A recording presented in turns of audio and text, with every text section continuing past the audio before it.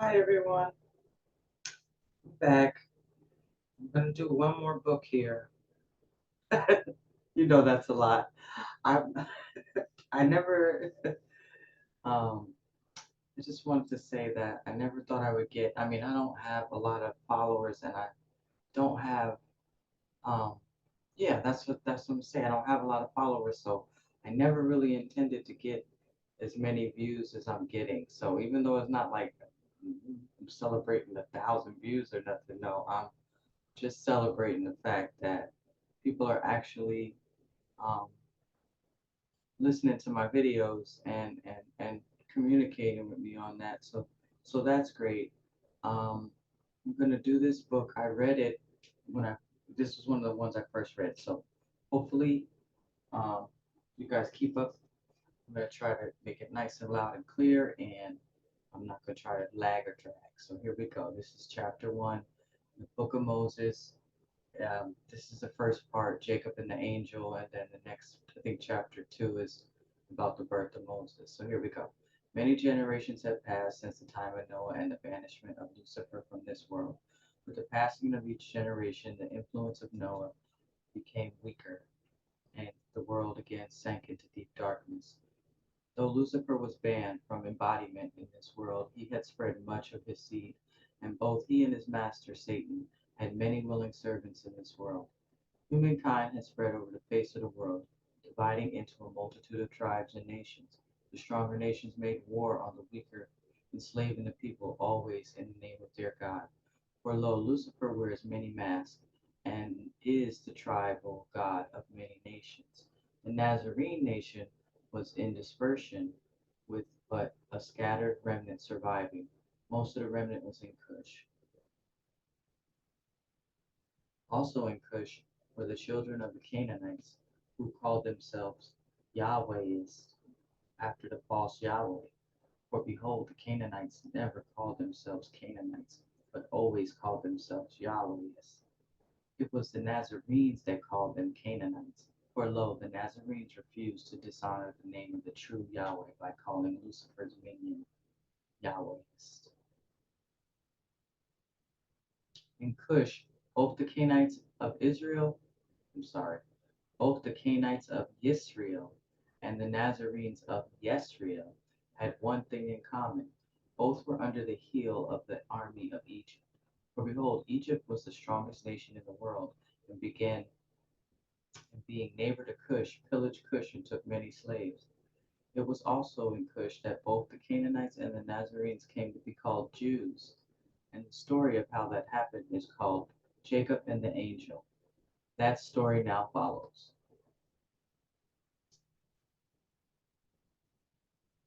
Behold, since the fall of Atla, the Canaanites had been ruled by a succession of high priests in the line of Leviathan, and the Canaanite armies enforced the edicts of the high priest. But now a general who did not wish to be subordinate to the high priest ruled the Canaanite army. For behold, the high priest, enraged that the armies of Egypt repeatedly defeated his armies, beheaded many generals and berated the soldiers. And the army believed that their losses to the Egyptians had first been due to unwise orders from the high priest, and, and now to being badly outnumbered, and, and so and so there was great animosity between the Canaanite army and the Canaanite priesthood. There's a footnote here. The Hebrew word Yehudai means of Judah, and is where we get the English word Jew. Yehudit is the Hebrew plural for Yehudai and becomes in English Yehudite. The word Judah is the English form of the Hebrew word Yehudah and means praise or praised. Right? So it said there was great animosity between the Canaanite army and the Canaanite priesthood. Now, at this time, the name of the Canaanite general was Jacob, and the name of the Canaanite high priest was Amalek ben Leviathan. And Amalek desired to kill the general, but that would be more difficult than past generals, for behold, Jacob was greatly admired by his soldiers. Yea, if the soldiers were to discover that Amalek killed Jacob, they might turn on Amalek. So Amalek made a plan. One night he sent 7 of his priests to the tent where Jacob slept. They hit him over the head with a club, knocking him unconscious. They bound him with rope and carried him far into the wilderness. There they would kill him. And the loyal soldiers of Jacob would not know who killed their general.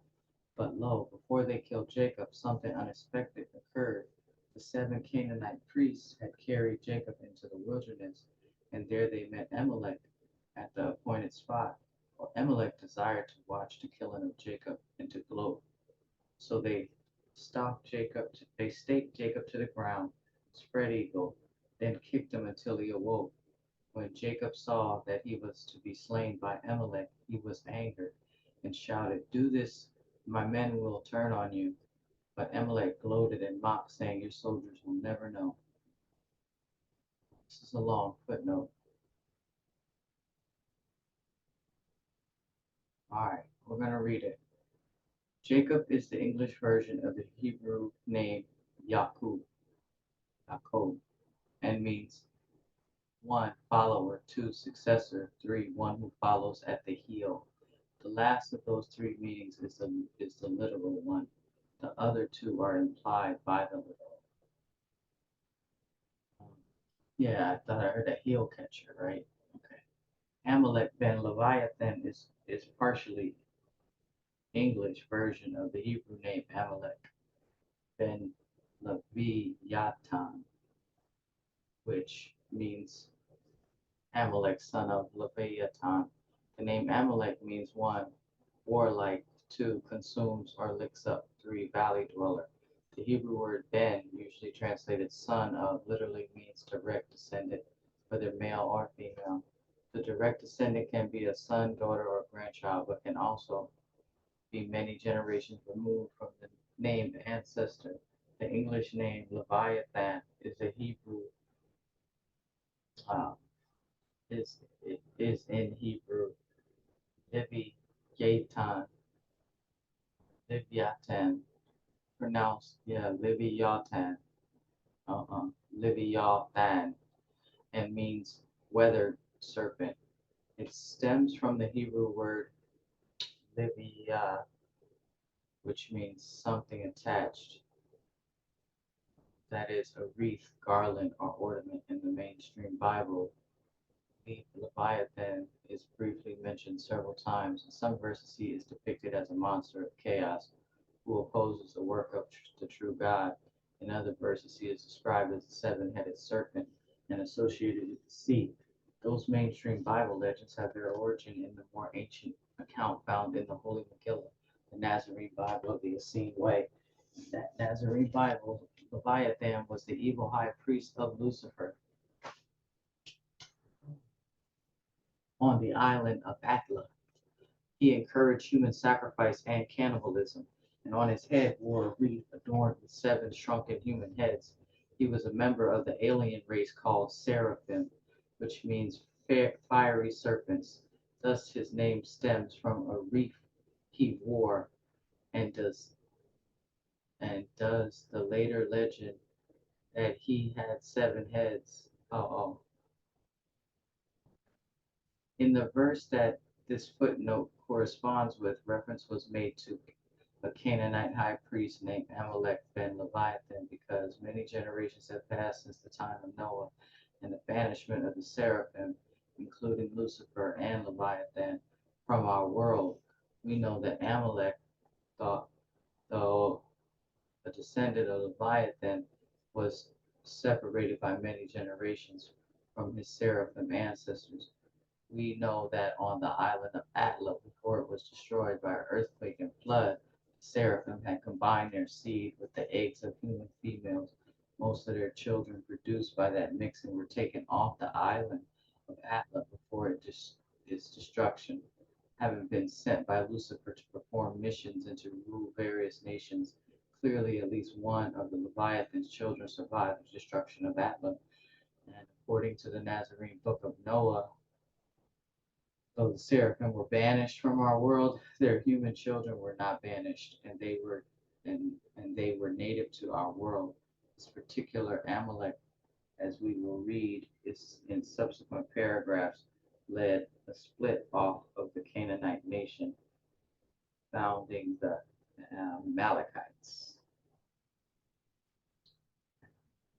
Let's see. All right, that was a long footnote. Let me go back and see. Okay, but Amalek gloated and mocked, saying, "Your soldiers will never know what happened." As Amalek raised a dagger to stab the defensive general, both a man in a white robe intervened. Yea, a man jumped from behind a tree with one swing of his staff, knocked the dagger from the hand of Amalek. The name of this intruder was Ariel ben Judah, and he was the Nazarene Lion of Zion.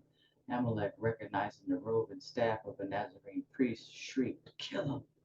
While Amalek cowered behind them, the 7 priests that served him drew their swords. One of them also carried a spear, yea, that one threw his spear at the Nazarene, but Ariel moved like the wind and dodged the spear. Behold, for the assignment of capturing and killing the Canaanite general, Amalek had selected not just any priests, but trained assassins. These 7 priests were trained killers.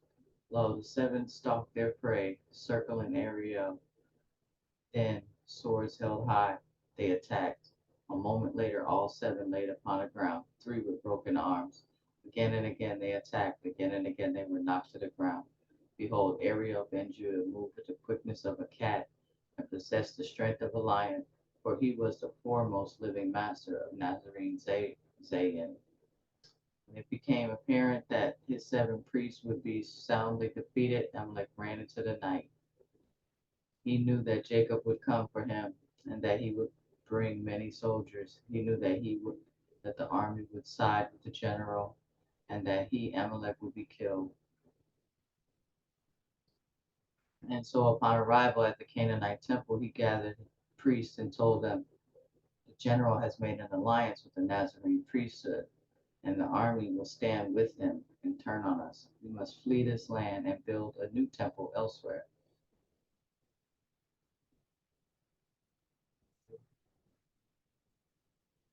There will rise Then we will raise our own army. Yea, we must separate ourselves from the corrupt ones and preserve our religion. For lo, already this general has forbid cannibalism, and as he's spoken against human sacrifice,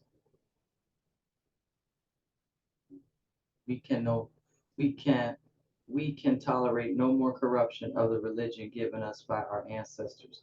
But we cannot now stand against his army. Wherefore we will separate ourselves from the apostates and preserve our religion. Who will go with me? The priests who did not raise their hands were killed. Then, along with a few dozen soldiers that Amalek knew supported him, the priests fled. Yea, they fled to another land and built a new temple. And they raised their own army. And from that time on, they were called the Amalekites. After Ariel defeated the 7 Canaanite priests, they fled, for he did not kill them. And though he broke their arms, he purposely did not break their legs, for behold, he wanted them to flee. After they fled, Ariel untied Jacob. Though Jacob was conscious, he was badly injured. The many kicks of the priest had broken several of Jacob's ribs, and his head wound was severe. Wherefore Ariel placed his hands above the head of Jacob and began to chant and pray. Behold, by this time the sun had risen, and while Ariel chanted, Jacob saw angels descending from the sun to the crown of Judah's head, then ascending. Yea, it was like there was a golden ladder between the head of Ariel and the sun, with angels descending and ascending. Jacob thought, "This must be an angel." Yea, for no mortal man can fight like that. And behold, the angel of the sun visits him.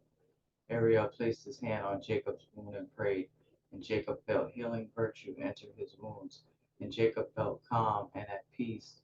Then Jacob fell asleep, or he closed his eyes and fell asleep. Yea, he slept all day, and that evening when he woke, Jacob spoke to Ariel.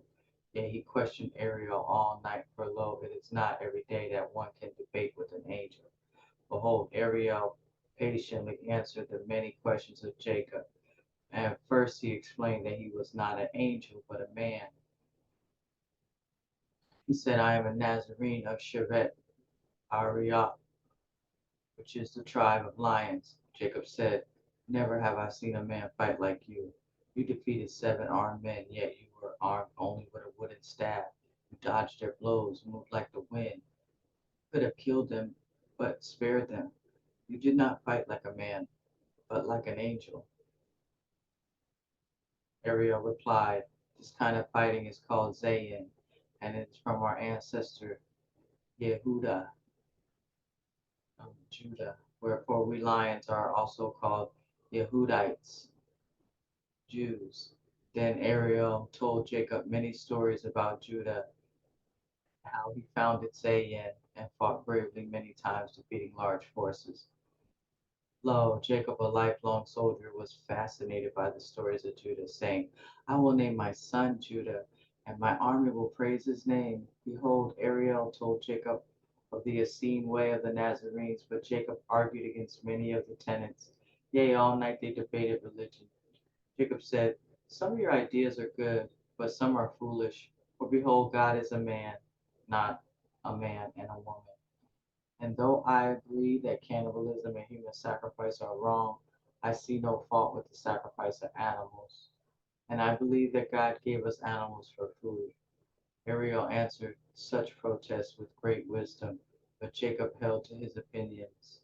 Even so, over the course of the night, many of Jacob's views were greatly altered by the words of Ariel.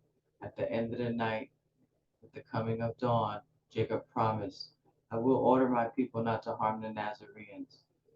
Yea, and I will cast the priesthood of Amalek from our midst and replace it, and I will see that our scrolls are changed to fit my new understandings. Even so, many of the Nazarene tenets I find objectable and will not adopt.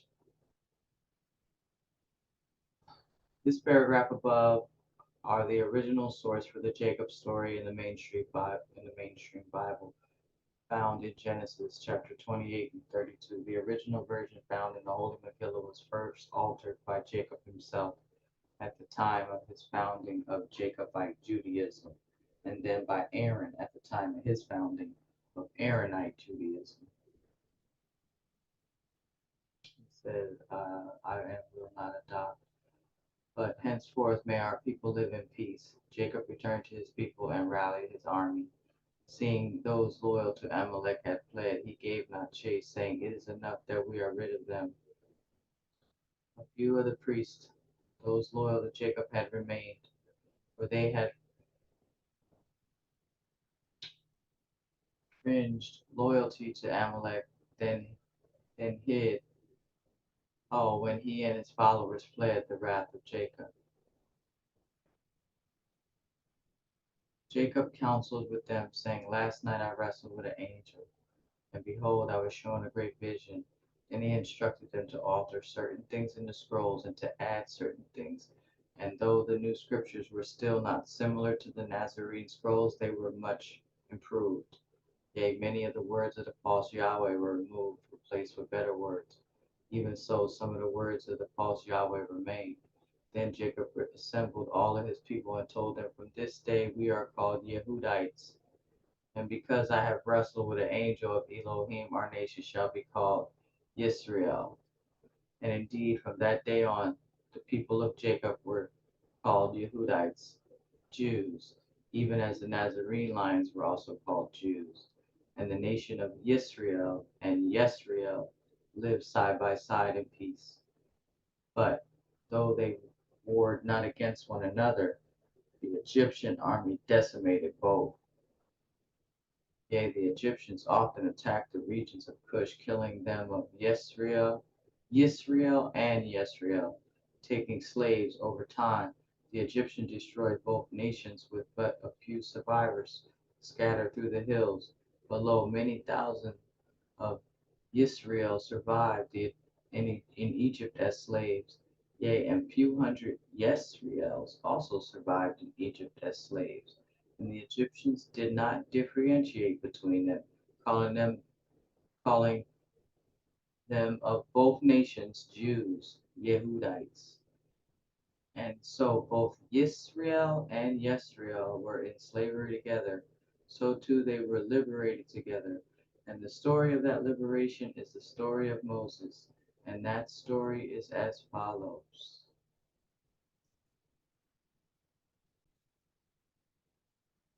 The Nazarenes and Jacobites were for many generations in slavery in Egypt.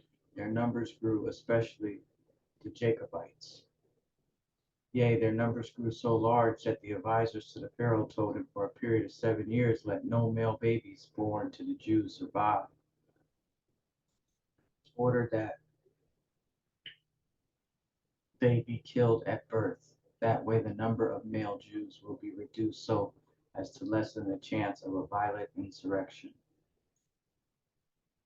Pharaoh agreed, and a decree went forth requiring the killing at birth of all male babies of the Jews. And because the Egyptians drew no distinction between the Nazarenes and Jacobites, calling them each Jew, this law pertained to both. At this time there was a Nazarene woman named Jochebed, and she was pregnant. She and her husband Amram were both of venerated family lines. She was of the line of Noah and Shimerith, and he was of the line of Judah and Rapha. When they heard of Pharaoh's decree, they were greatly concerned. Amram said, we must pray. We will ask Jah and Elohim for guidance. For if our baby is born male, we must save him. For many hours they prayed. Then they slept. That night Jochebed dreamed, and lo, she was shown a vision in her dream. Yea, in the vision she was shown a way to save the life of her baby, which would be a boy. And she was told, name your son Moses, for he will lead your people out of Egypt. And the story of how Jochebed saved her baby now follows. The sister of Jochebed was named Mara, and she was of the surviving remnant of the Zoroaster, the hidden arm of the Nazarenes. Behold, Mara was the personal servant of Pharaoh's daughter, Ahisa. And though she was a servant, had become more than that.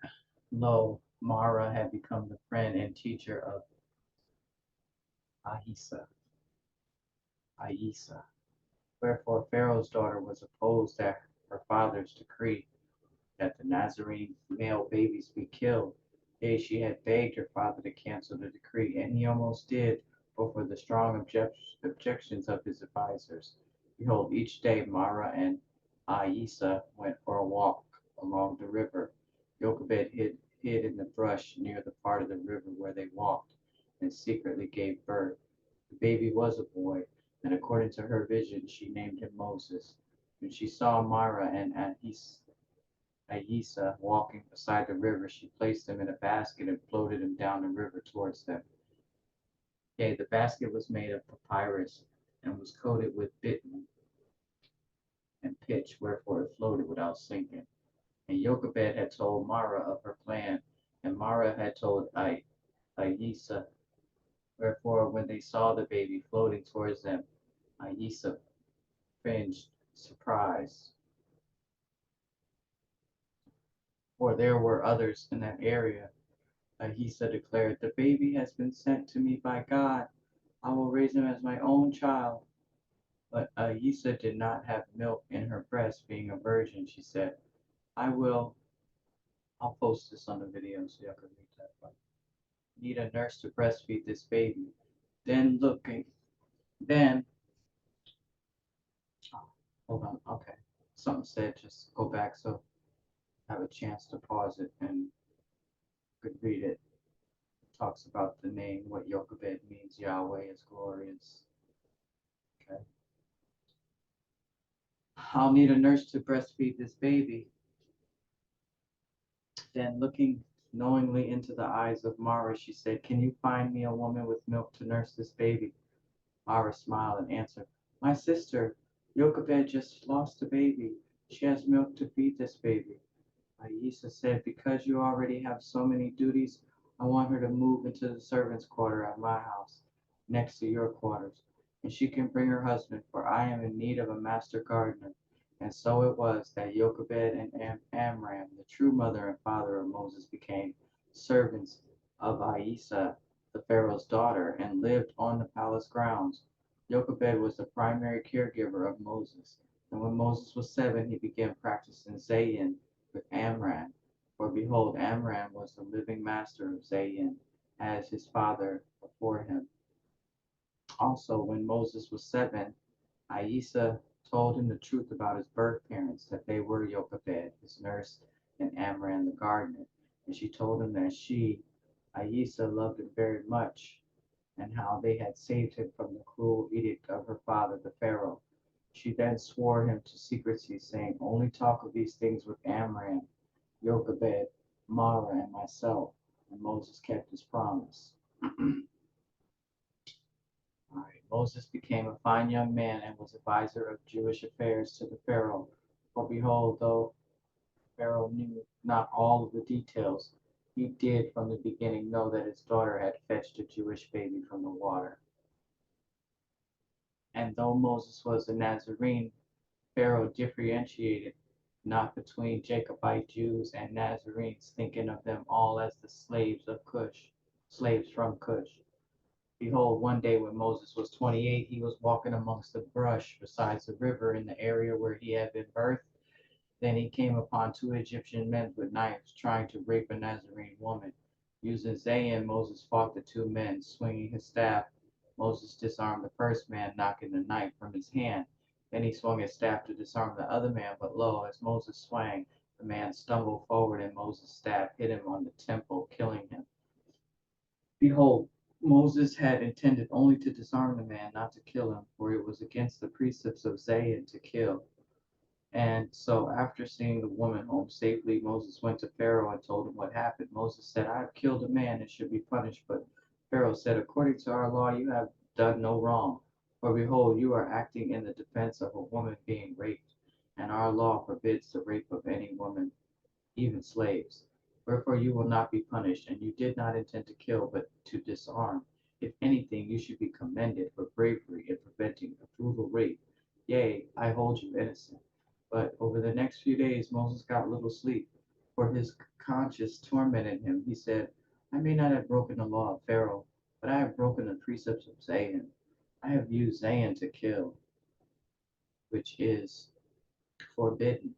And so his father Amram told him, I am the Zaquin of Zayin, and I tell you this, this precept this precept means that we should never use Zayin to try to kill. You did not try to kill, and therefore you did not violate the precept. Certainly you did not violate the spirit of the precept, for you did not desire to kill. It is good that you regret the killing, but you are being too hard on yourself. The death was an accident, and the accident occurred during an act of great bravery. I hold you innocent of violating the precepts of Zayin. But as more days passed without much sleep, Moses declared to himself, if I violated not the laws of Egypt, and if I violated not the laws of Zayin, still I feel terrible, for lo, I violated my own standard. Behold, if I had practiced Zayin with greater dedication, my skill would be much greater.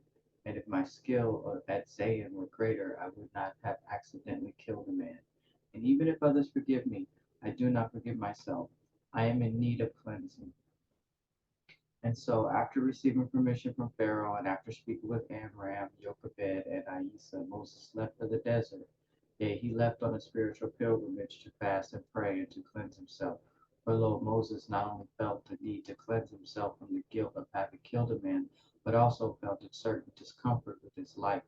He had a comfortable life, but he saw that his people, the Nazarenes, and the other Jewish slaves were in bondage, and all around him he saw acts of violence and corruption.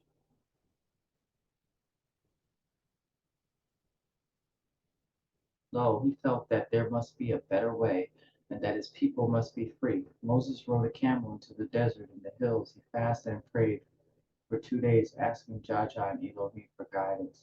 He heard a voice within telling him to go to Kush. Uh, Though it would be a long and difficult journey, he obeyed the inner voice. Behold, Moses reached when Moses reached Cush, he trembled, not from fear, from the awareness that this was the homeland of his people. He did not know what to expect. He, would there be some Nazarenes here? Certainly not every person could have been captured and enslaved. He knelt and touched the soil of Cush, and he sang a song. Lo, as he traveled through Cush, he saw no large towns, but many small settlements, and these settlements were impoverished, and he saw no signs that Nazarenes remained. He camped on a hill, and again fasted and prayed, asking for guidance. Again, guidance was given. A voice within him told him to travel to the center of Cush, where once he was, where once was the Garden of Eden. Moses said, I know not the location. The voice said, I will lead you. And behold, the voice did lead Moses to the center of the garden. Though the garden had long since fallen from its former glory, and though the original Mount of Peace had been raised unto El Cush, still Moses sensed something special about this land.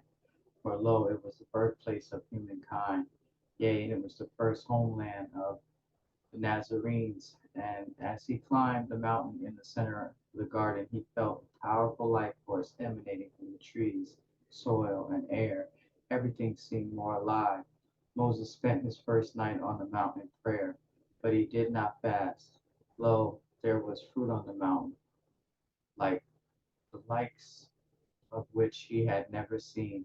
He fasted on the fruit, prayed, and finally he feasted on the fruit, prayed, and finally slept. And when he slept, he dreamed good dreams. When he woke, Moses said, This is the place I will do my cleansing. For behold, this place is of great power. Next chapter is where Moses meets Ruel, and this is where he he has 7 daughters. This is pretty much the same. So I'm gonna skip um, the next 2 or 3 chapters uh, because it would be way too long if I tried to. I would end up having to do 2 videos. Maybe I should do that, and then I won't have to leave that out. Except see, like that chapter 5 is when he stays here for 7 years in Kush, and he meets and well he the first day he meets the 7 sisters, Ruel's daughters, and that whole situation where they were at the water, and then there was those guys that were not letting them um, give their sheep water, and Moses kind of told them check them, but then and he ended up marrying the oldest daughter. That's what this whole thing is about. And the 7 sisters were teaching him about the 7 chakras. It's really good. Maybe I should just put it all on another video because I was gonna just skip it and go to where it's 7 years later and he fasts and he goes. This is where he speaks to Yahweh on the mountain from the burning bush.